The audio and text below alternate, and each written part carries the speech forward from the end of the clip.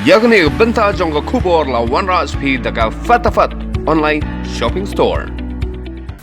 Sisi pangai khulai phi ki pai ba no pe nyokar ke channel. Menta phila mi ba preston tan song odong yakran bikila pathai khubor ngate post ke thread bat nak ka benta ki pai ba kham tam ki pai ba channel kendong kadang gui ka khubor ka ba desi baro phi ka banya snap ba kata kalong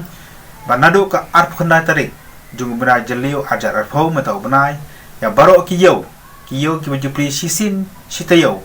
on Plie Noh Naduh ka arp tarik jung ni bra Jylliew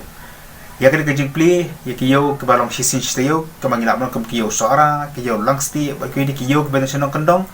on Plie Noh Naduh ka arp tarik bat ya kali ka kam la IT haki deputy commissioner ke badan haki district ki ba phe bat penbet ya kali ke jing Plie ya ki yo tang ba koi nak kirai ke bakasal ka kelarai minta ka jamia ke long ba haduk mentahi ya ki yo ke bidana khaput ani kita ki border huts bat komju ru ya ki yo ke bidana khaput ba ka asam on empat cak ban Plie kena kang tat aduk benda perbena da kemoi pat nya sangap ya ke jing batai jong u mentira wa sembut ba preston song reopening of weekly market throughout the state.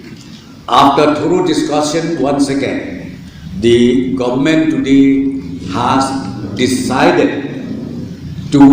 allow reopening of weekly market throughout the state, except,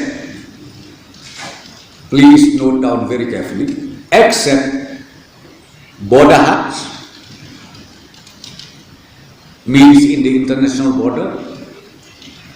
and the second one is interstate market, weekly market, which is located just by the side of our counterpart. These two sectors still will remain closed.